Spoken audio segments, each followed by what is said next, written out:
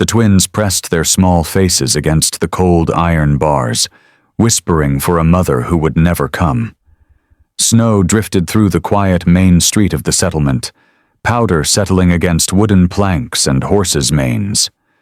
Most of the town had already gone indoors, shutters closed against the wind. Only a few men lingered near the jailhouse, their boots leaving shallow prints in the frost. Inside the crude cage, 2 children huddled close. Their hair was tangled, their clothes little more than rags that had lost any warmth they once had. A boy and a girl, no more than 7 or 8. Their eyes, too big for their thin faces, searched the street for someone, anyone, who might answer their whisper.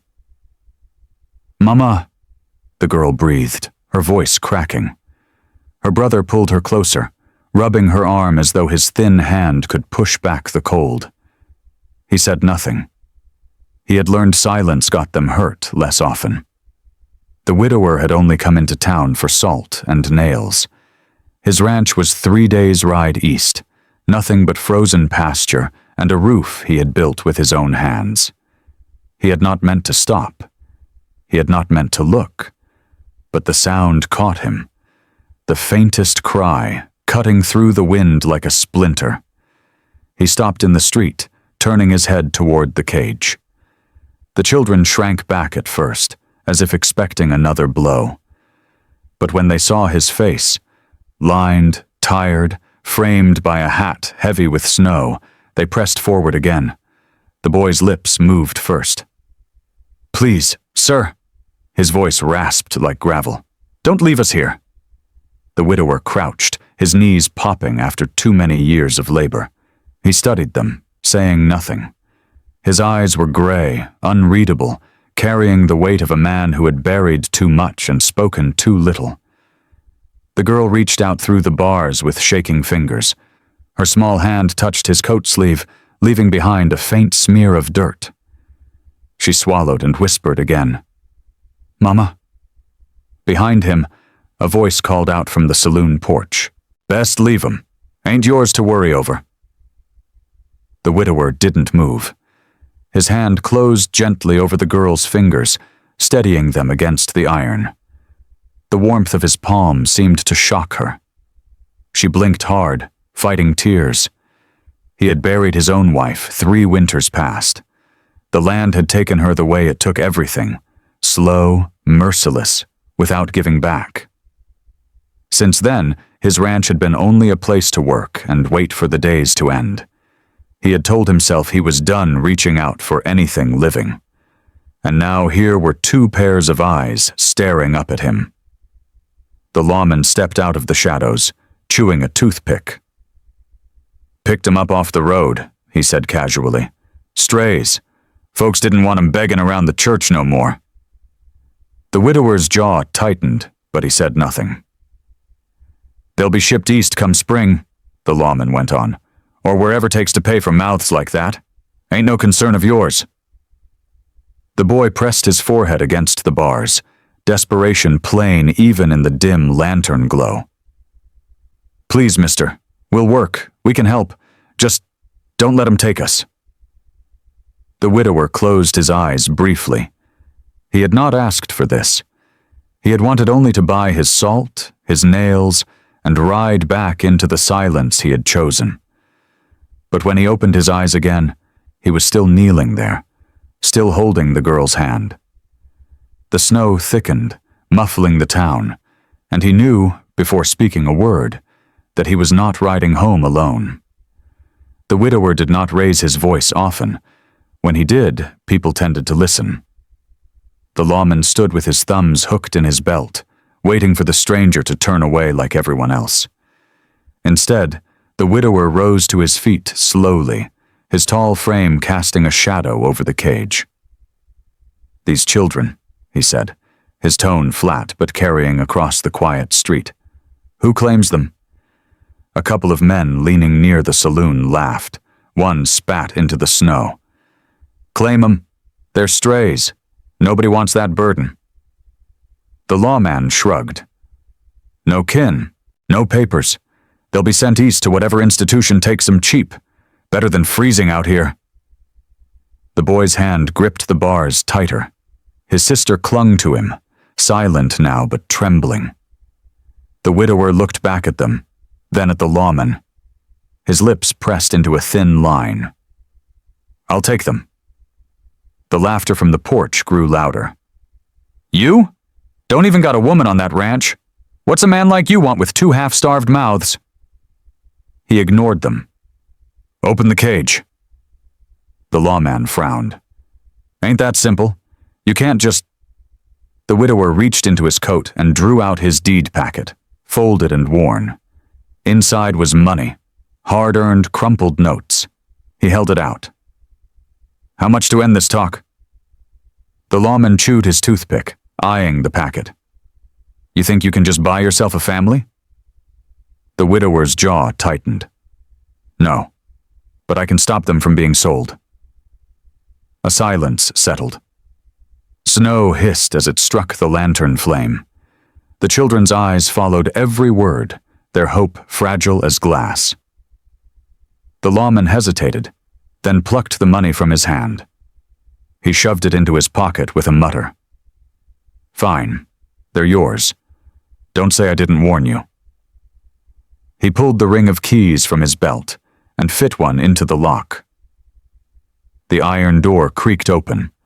The girl bolted forward first, then froze at the threshold, as if unsure if freedom was real. Her brother pushed her gently, and together they stepped out into the cold street. The widower knelt again, holding out his hands. The boy stared at him for a long moment before letting go of the bars and crossing the distance. His sister followed, clutching his coat as though it were the only solid thing in the world. The men on the porch muttered, shaking their heads. "Fool's burden," one said. "They'll eat him alive." The widower rose, settling the girl on his hip with a strength that surprised her. She buried her face in his collar, and her tiny body shook with silent sobs. He reached down for the boy's hand, closing his rough palm around the smaller one. He didn't look back at the men, or at the lawman who had already turned away. He just started walking toward the edge of town. The snow deepened with each step. His horse waited at the hitching post, its mane heavy with frost. The widower lifted the children up one by one, settling them carefully before climbing into the saddle himself. The girl's small hands clutched his coat. The boy leaned into his side. Neither spoke. The widower adjusted the reins, glanced once more at the shuttered windows of the town, and nudged the horse forward. They rode into the night, leaving behind the laughter, the doubts, the cold iron cage. Only the sound of hooves in snow and the steady rhythm of breath carried them into the darkness. The ride home was long and silent. Snow fell harder, driven sideways by the wind. The widower leaned into it, keeping the children shielded as best he could with his coat. The boy clung stubbornly to the saddle horn, refusing to be carried. The girl, pressed tight against his chest, did not lift her face once. By the time the ranch house came into view, a dark shape against the white hills, their bodies were stiff with cold. The widower dismounted, boots sinking into the drift, and lifted each child down. He carried the girl to the porch, her head heavy on his shoulder, while the boy followed on numb legs. The front door creaked open, the smell of dry wood and dust greeting them. The widower set a lamp alight, filling the one-room house with a soft glow. Sparse furniture, a stone hearth, and a heavy table made up most of the space. It wasn't much, but it was warm, and it was his. "Sit," he said quietly, pulling out 2 chairs near the fire. The boy hesitated, as though unsure if he was being tested. Then he lowered himself onto the edge of the seat, pulling his sister into his lap. The widower stacked kindling in the hearth and struck a match. Flames caught, crackling into life. Heat spread slowly, chasing the frost from the air. He watched the children in the glow. the boy's wary eyes, the girl's hollow cheeks pressed against her brother's chest. From the pantry, he brought out bread, tough but edible, and a pot of beans left from the day before. He set the food on the table. "Eat." The boy stared at the bread, then at him. Suspicion still lingered, sharp as the cold they'd just escaped. He broke the crust carefully, handing the larger half to his sister before taking a bite himself. She ate quickly, almost desperately, while he chewed slow, still watching the widower like a trapped animal. The man didn't press. He simply poured water into tin cups, sat opposite them, and ate his own share in silence. When the plates were empty, the girl's head began to nod. Her eyes fluttered, too heavy to fight. The boy kept her upright, stroking her tangled hair with a hand far too protective for his age. The widower rose, fetched a blanket from the chest at the foot of his bed, and draped it across both children. The boy stiffened, but didn't push him away. "You'll sleep here," the widower said, pointing to the bed near the hearth. "It's warm." The boy shook his head. "We'll stay by the fire." His voice was thin, but steady. The widower studied him, then gave a single nod. "As you will." He spread a second blanket on the floor near them and stretched out on it. The wood crackled, shadows climbing the walls. For a long while, he listened. The storm outside whistled against the shutters. The children's breathing was uneven, startled gasps, whispers muffled under the blanket. Then, finally, silence. The widower lay awake, staring at the ceiling beams.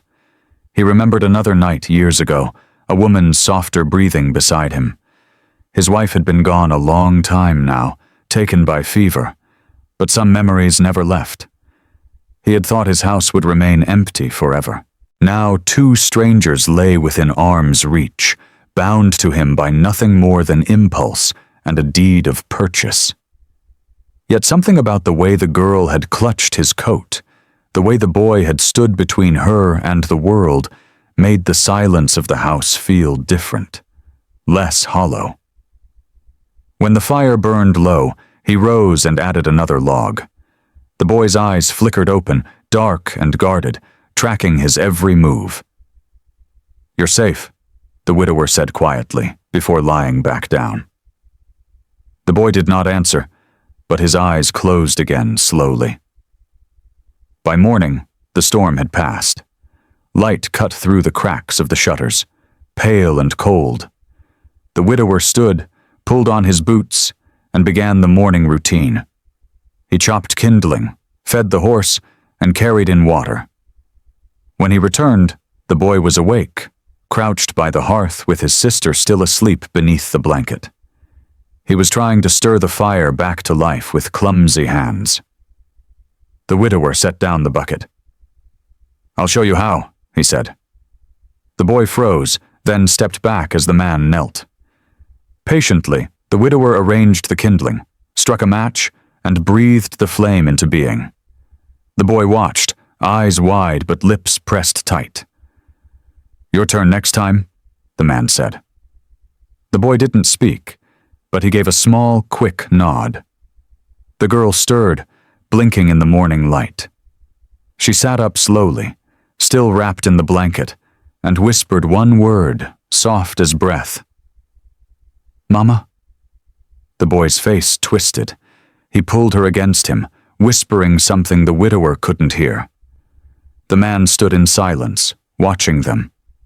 He had no answers for what they had lost, but he had fire, bread, and a roof that would hold against the wind. It would have to be enough. For now. By the 3rd day, the storm had cleared enough for riders to move again. Smoke rose from the chimney, and for the first time in years, the widower's house was not silent. Children's voices, soft, uncertain, but alive, drifted between the walls. The boy had begun to follow him outside, trailing behind as chores filled the hours. He carried small bundles of kindling, fetched nails from the toolbox, and watched with sharp eyes as the man repaired a fence post. The girl stayed closer to the hearth, wrapping herself in the heavy blanket, her gaze wandering to every corner as if trying to learn the shape of this new place. The widower said little. He gave short instructions, steady and calm, and the boy obeyed with an eagerness hidden beneath his guarded face. Trust was not given yet, but a pattern had begun to form. On the fourth morning, hoofbeats sounded down the frozen road. The widower looked up from the trough he was filling, his hands tightening on the bucket's handle. A rider approached, broad-shouldered, with a badge glinting against his coat. The lawman. The children playing near the barn stiffened. The boy grabbed his sister's arm, pulling her behind him. Their fear was immediate, instinctive. The lawman dismounted, brushing snow from his hat. "Morning," he said casually, though his eyes lingered on the house. "Heard tell you brought strays out here." The widower set the bucket down slowly. "They're mine now." The lawman's smile was thin. "Paperwork don't make 'em yours. You know how townsfolk are. Don't take kindly to someone upsetting the order." The boy's grip on his sister's arm tightened. She hid her face in his sleeve, trembling. The widower straightened, shoulders squared. "They were rotting in a cage. Now they have a roof. That's order enough." The lawman's gaze slid past him to the children. "Hungry mouths, extra weight. Folks say you can barely keep that ranch together on your own. What happens when you can't?" The widower's voice stayed even. "Then I'll learn." The lawman studied him, chewing the inside of his cheek. At last he swung back into the saddle. "Town ain't happy about this," he said. "Keep it quiet. Keep them out of sight." With that, he turned and rode off, the sound of hooves fading into the stillness. The widower walked back toward the barn. The boy stood stiff, jaw clenched, eyes wide with the same hard suspicion he had carried since the first night. "He'll take us back," the boy said finally, his voice low and flat. The man shook his head. "No, he won't. You don't know him. I know myself." The boy held his gaze for a long moment, then lowered his eyes, pulling his sister close again. That night, the wind howled across the plains. Inside, the fire burned steady. The widower sat at the table, mending tack by lamplight. The boy dozed in the chair beside him, fighting to keep his eyes open, while the girl slept curled on the bedroll by the fire. The man set aside the leather strap and looked at them. The weight of his solitude pressed against the new sound of their breathing, the small presence of life in a place that had been empty too long. He knew the lawman was right about one thing. Mouths to feed meant more work, more risk, more trouble. But as the boy stirred and leaned unconsciously against his arm, the widower realized he no longer feared the burden. He feared losing it. Snow melted slowly that week, revealing patches of earth beneath the drifts. Life began to settle into rhythm. The boy carried water from the well, stubbornly refusing help, while the girl followed the widower with a broom too heavy for her arms, sweeping corners of the barn floor. They still spoke little, but silence now held less fear. Sometimes in the evening, the boy would murmur to his sister, and she would laugh, small, quick bursts of sound like something half forgotten. The widower found himself waiting for it. That laugh. On the seventh morning, tracks appeared near the edge of his land. Wagon wheels, boot prints. Too many. By afternoon, they arrived. 4 men, faces sharp with hunger and intent. At their head was a trader from town, one who had profited off misery before. He carried himself like he owned the road, and his eyes found the children as soon as he dismounted. "You've got something of ours," he said, voice oily. 2 orphans promised for labor. Cage was rented ground, not yours to meddle with. The boy shoved his sister behind him, trembling but standing firm. The widower stepped forward, shoulders square, shotgun cradled but pointed low. "They're not yours," he said.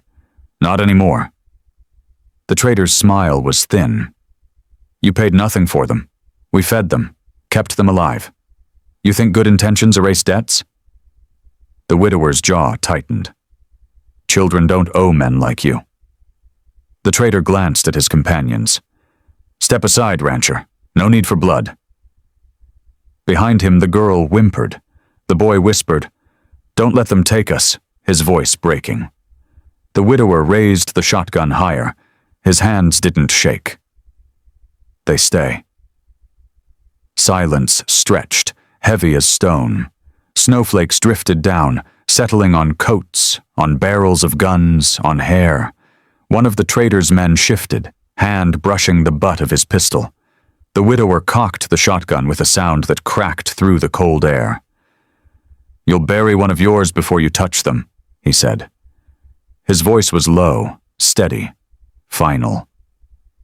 The trader studied him, reading the weight behind the words. For a moment, greed wrestled with caution in his eyes. Then, slowly, he spat into the snow. "Not worth it," he muttered. He jerked his chin, and the men mounted back up. Wagon wheels creaked. The group rolled away, fading into the white horizon. The widower stood until the sound was gone. Only then did he lower the gun. When he turned, the boy was staring at him, eyes wide, chest rising and falling with quick, shallow breaths. Then, slowly, the boy let go of his sister's hand and stepped forward. You didn't run." "No," the man said. "You didn't trade us back." "No." For the first time, the boy's guarded face cracked. He stumbled forward and clung to the widower's coat, shoulders shaking. The girl followed, pressing against them both. The man stood still, arms uncertain, then lowered them around the two small bodies. His chest ached with something he hadn't felt in years. That night, the fire burned warm. The children slept close together on the bedroll. The widower sat beside them, staring into the flames. He thought of the lawman, of the trader, of the long road ahead.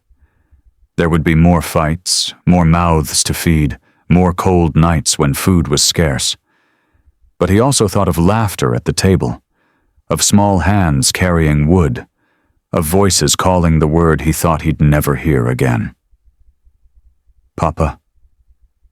The widower closed his eyes, and for the first time since his wife's grave went cold, he allowed himself to believe the ranch was no longer just his. It was theirs,